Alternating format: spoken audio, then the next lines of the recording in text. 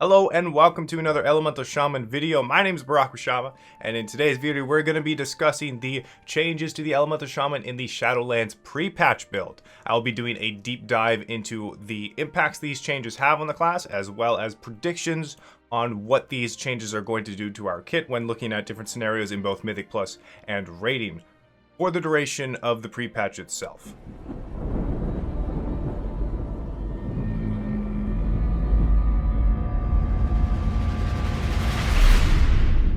Based off the date and time of this recording, some of the information could be inaccurate, and if any additional changes do happen that warrant discussion, I'm going to be leaving those changes in the description of the video down below. Just do also keep in mind though that the pre-patch does not translate the power that classes are going to have in Shadowlands endgame.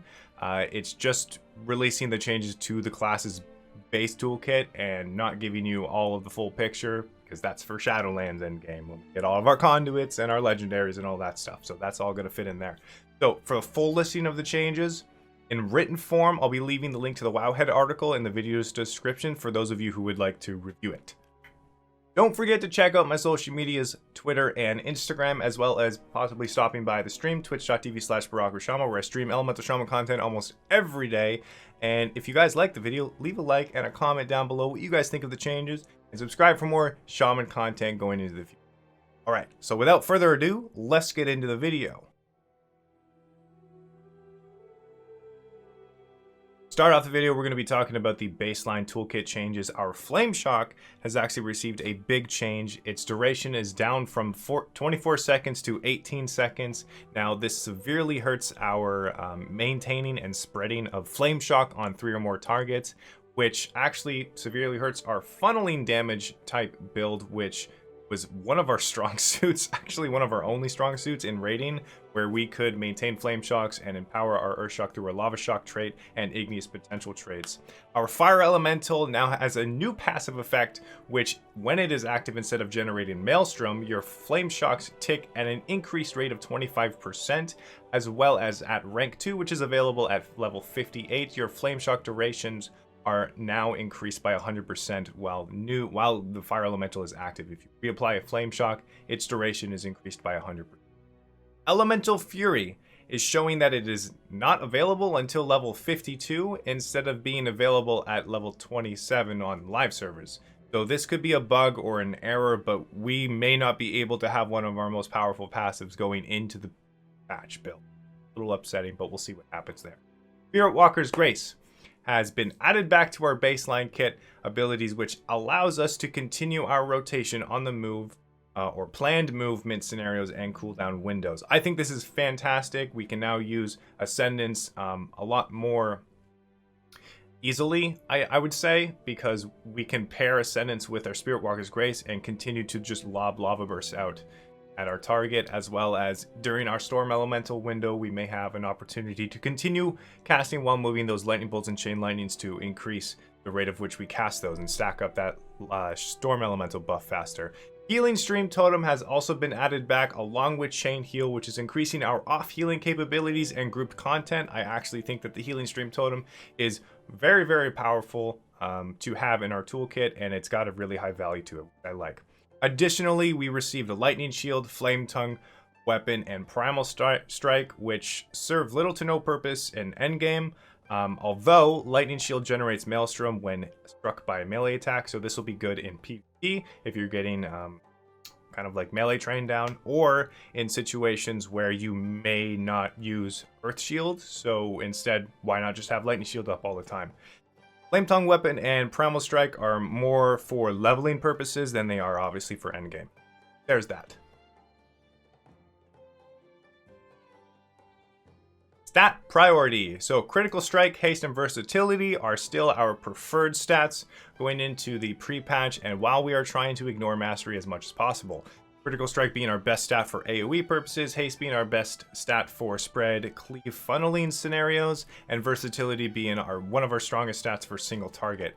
Having a well-rounded stat layout while understanding which stats do or have a higher priority in a specific situations will have a bigger impact on when you're deciding to use which piece of gear. So keep all that in mind going into Shadowlands based off the content that you're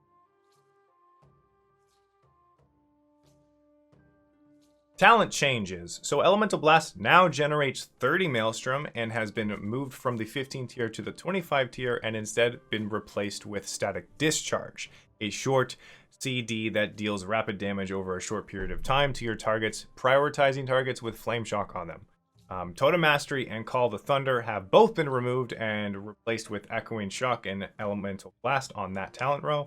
And Echoing Shock is also a short CD that duplicates the next damaging or healing spell after you cast Echoing Shock, so it's pretty freaking great. Storm Elemental's Primal Elementalist version has a target cap on Eye of the Storm now, along with the base Fire Elemental's Primal Elementalist Meteor ability has a target cap of 8, whereas Eye of the Storm has a target cap of 6. Ancestral Guidance has been taken off the GCD, which is a nice quality of life change. Love that. And Ice Fury's Frost Shock's Empowerment have been buffed to the 9s. Actually, to 300%, but still, it's a really big buff to Ice Fury. Activating Ascendance now also launches Lava Burst to all targets afflicted by your Flame Shock, as well as refreshing all of your active Flame Shocks to 18 seconds. So that's a really awesome change to Ascendance. Will make it a lot more viable in raiding content. Let's talk about talent choices. For raiding, Echo of the Elements is still the strongest on its tier, even with the new introduction of Static Discharge. Echoing Shock and Elemental Blast will be contenders based off of what the encounter requires for your damage profile. So Echoing Shock obviously provides more burst damage as you're able to duplicate Stormkeepers, and whereas Elemental Blast provides sustained Maelstrom generation and buff uptime on its own buff that you get while casting it, along with Natural Harmony for considerable damage, or consistent damage, increased just through stats. The tier level 30 is a toss-up because you can choose whatever you want there, and Master of the Elements provides a solid damage considering the strength of Echo of the Elements being the talent that you pick on the level 15 tier. It just works really well with Master of the Elements as well. Tier 40 is also another toss-up, and Ice Fury received a significant buff, as I said before, so this talent will likely be the choice to go with for raiding. Stormkeeper is even stronger choice now due to its interaction with Echoing Shock, along with its already established strength beforehand. So we may see some Ascendance play, but highly unlikely unlimited power. See a return due to corruption getting vote. For Mythic Plus, Echo of the Elements has become a stronger choice than Earth and Rage due to the Igneous Potential trait coming out ahead with the removal of Corruption in the pre-patch. Echoing Shock is a no-brainer, of course, for increased AoE burst damage, and in Mythic Plus, it is more important to have controlled damage, and Echoing Shock just provides that control over your damage rather than Aftershock. Though we may still see Aftershock being used in situations where the RNG procs outweigh Echoing Shock in sustained AoE scenarios. So we'll see when that happens. Storm Elemental is still the strongest choice, even with this target cap on AoE, but you could run Master of the Elements as an alternative if you do not have, say, the Blood of the Enemy Essence for Mythic Plus or an on-use Trinket. Also, never run Storm Elemental without Primal Elementalist in Mythic Plus. That is a no-go. It also provides an additional defensive, as in Primal Elementalist also provides an additional defensive when using your Earth Elemental and Harden ability that it comes with. Ice Fury can also be used when you need priority target damage and are not running Storm Elemental. So let's say on Tyrannical weeks or on Explosive weeks, Ice Fury can come out ahead on that week when you need it.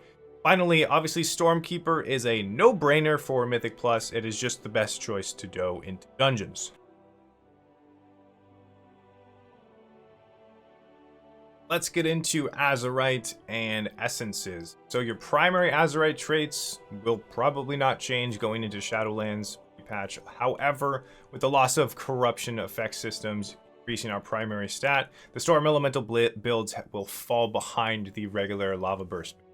So with this in mind, we will see a return of Igneous Potential, Natural Harmony, and Lava Shock traits being on top, whereas Heart of the Darkness or Heart of Darkness will still provide a stat boost even without the corruption, but it's probably not going to be better than Natural Harmony, but it could be something of a less powerful alternative Natural Harmony. Keep that in mind.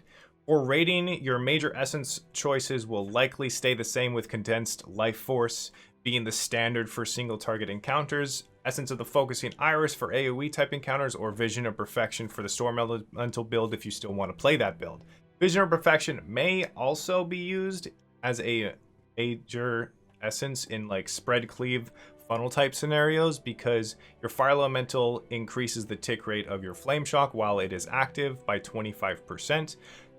So keep that in mind. With Lava Shock trait, it could be very powerful on spread cleave situations.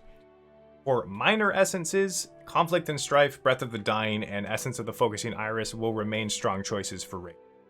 For Mythic Plus, Blood of the Enemy or Essence of the Focusing Iris will remain top contenders for your major essence slot, although with the introduction of Echoing Shock increasing our burst damage potential, I can say with confidence that the Blood of the Enemy essence will likely be stronger than the Focusing Iris, or just the better pick of the two. So even with the target cap nerfs to Storm Elemental, it is a strong pick in Mythic Plus with the unused Trinket and the Blood of the Enemy burst window. Because of this, though, Vision of Perfection will be a strong choice as a minor to lower the cooldown of your Storm Elemental and line it up with your cooldowns, as well as Conflict and Strife, giving you a great amount of versatility over the course of the dungeons. And with the loss of Corruption, Breath of the Dying actually loses some value. But you could pick up a slot with the Purification Protocol in AoE situations, but if you really do need the single target increase, you could just go with the Breath of the Dying. So the general builder spender rotation has stayed the same, with just a few nuanced changes to make the class a little bit more exciting and fun to play. You will still obviously want to keep Flame Shock up on your priority target and using your Lava Burst on that target afflicted by Flame Shock, while we still also use Earth Shock and Earthquake as spenders for our Maelstrom, and any other short cooldown rotational abilities that we use on cooldown. We still also use Lightning Bolt and Chain Lightning as our filler spells. Elemental Shaman have gotten some pretty significant talent changes that greatly increase the skill ceiling of the spec, which is quite fun. The interaction between Echoing Shock and other spells alone introduce an interesting and important burst windows of either burst healing or burst damage into our rotation when paired with the Storm Elemental or Storm Keeper, excuse me. Quick disclaimer though, the Echoing Shock interaction with Storm Keeper is different on the beta for Shadowlands than it is on the PTR, so we don't know exactly which version of this spell is going on pre-patch when it goes live. Currently on the beta, it is not giving you a free Stormkeeper empowered Chain Lightning, and instead it is using up one of the charges of Stormkeeper, but on the pre-patch PTR, it is giving you a free Stormkeeper empowered Chain Lightning or Lightning Bolt. So we don't exactly know what we're going to see come live, but hopefully it is the PTR version of it for that extra damage, obviously. Unfortunately, the nerf to Flame Shock has reduced our effectiveness of spread cleave funneling situations. It will still be possible to do the funneling, but obviously it'll be a lot less potent outside of our Fire Elemental window. Something that I also want to mention is that I released a line of merchandise for the Barokoshama brand. You guys can get t-shirts, sweaters, sweatshirts, and awesome totem mugs. Totem mugs. So if you guys are interested in that kind of products, I'll be leaving the link to my web store down below where you guys can get awesome cool Barokoshama merchandise. As well, this pretty much concludes the pre-patch video guide. So Elemental Shaman, it's looking pretty good in the pre-patch. I'm pretty excited about it. Don't forget to like and leave a comment down below on the video. Let me know what you guys think about the changes, if you like them, if you don't like them. Subscribe for more Elemental Shaman content in the future, and if you have any additional questions, in the comments down below. So yeah, that's the end of the video, guys. Thank you so much for watching. Keep calm and Maelstrom on. Bye bye.